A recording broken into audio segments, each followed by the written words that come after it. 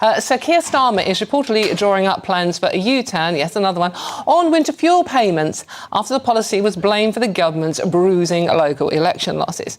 Options on the table include raising the means tested threshold or scrapping means testing altogether, so eligible pensioners can claim the cash as before. Speaking at the European Summit of Leaders in Albania, that one well, didn't it? The Prime Minister did not deny that a change was being considered, instead insisting that difficult decisions had to be taken.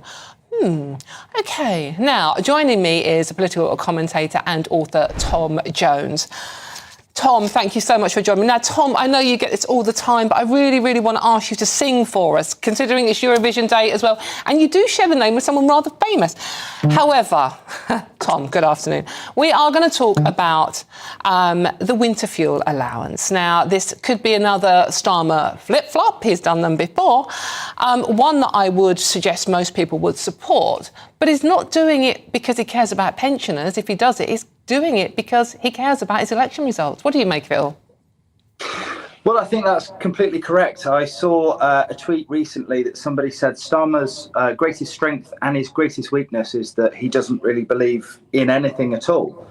I think this is a major problem for him, actually. So he's been... when he came into government, he was very focused on the £20 billion black hole that the Tories reportedly left him.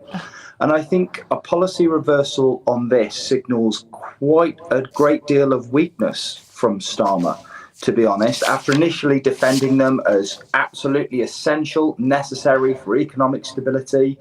I think this could project an image of indecisiveness and particularly a vulnerability to pressure that will be a really, really big problem for Starmer later on. I mean, this is the front page of the Weekend today, and we have done this story before. There were rumours, I think, about 10 days ago now that they might be reversing this policy, which, let's face it, I think even the staunchest Labour supporter would admit is pretty much not the best idea they've ever had. But he's damned if he does and damned if he doesn't. He can't really win on this, can he? Not really, no, not now. And I think one of the things that hasn't been touched on so far is that we're considering this as a political decision.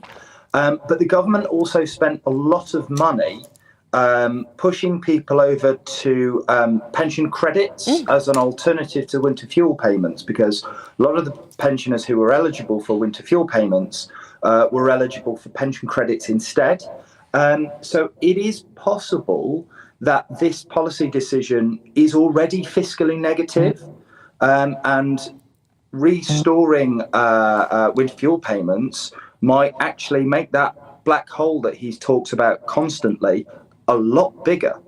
They have actually gone quite quiet on the black hole for now, haven't they? Thank God. But as you say, Tom, it was a false economy in the first place. I mean, it was meant to save 1.4 billion, if I remember rightly. But if all the 850,000 pensioners who didn't currently claim their pension credit did so, it would wipe out that saving.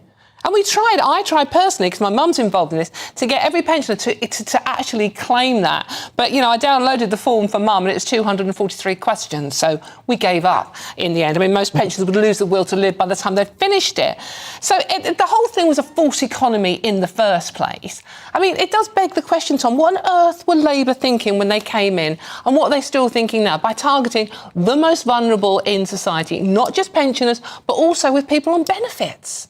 Disabled people on benefits.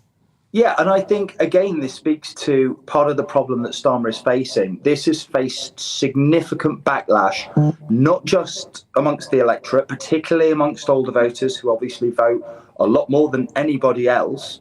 The Labour HQ have suggested that this is a major reason for their poor election results. It was a major, major reason for hostility on the doorstep that people felt. And that has then translated into quite a lot of internal party dissent.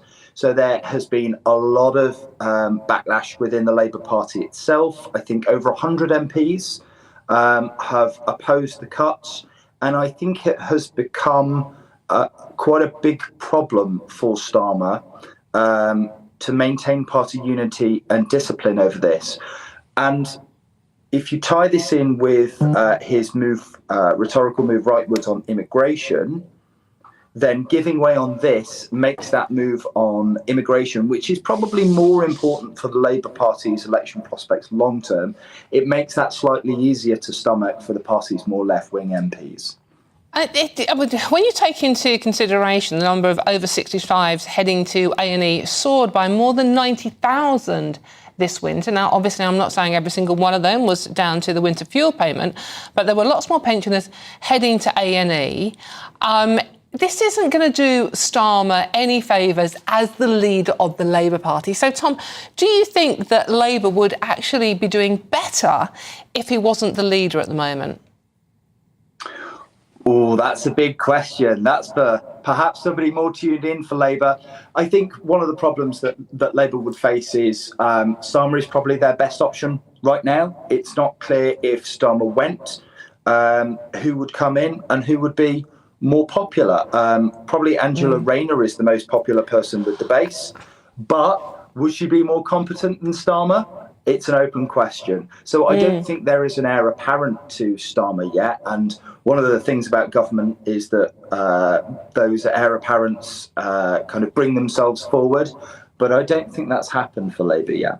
OK. Actually, talking of Angela Rayner, it's very interesting. I don't know if you noticed her, but was it doing PMQs or another televised session from the House? Angela was sitting there with a face like thunder when Keir Starmer made a joke about the island of strangers thing and sort of like, and her face just said everything you needed to know about how she views her boss's latest policies. Yeah, absolutely. Again, this comes down to there are huge divisions in Labour right now, which they're actually doing quite a good job at keeping them undercover, probably a much better job than the Conservatives did, certainly. You know, they're not writing newspaper op-eds, they're not coming on your channel to attack each other. No, they're not. They're not talking to people. And this is what we were hearing on the doors, wasn't it, Tom, during the election campaign, the local election campaigns. They're not listening. No, absolutely. And again, this is part of the problem that Starmer faces. He's not listening, but then if he suddenly starts listening and he U-turns on this policy, it's a U-turn and he's seen as weak and vacillating. So he is damned if he does and damned if he doesn't. Absolutely. Tom, are you sure you don't want to give us a couple of choruses if it's not unusual? I'm a serious political commentator, you know. It's a Saturday afternoon. It's Eurovision Song Contest Saturday and it's the FA Cup. We're not taking anything too seriously. Tom, thank you so much for joining us and thank you for having a good sense of humour. That's political commentator and author Tom Jones there. Thank you, Tom. Now, for all the best analysis and opinion on that story and more, please do go to our website, which is at gbnews.com. And now, time is running out. Yeah, there's more good news. This show is full of it today. Good news, that is.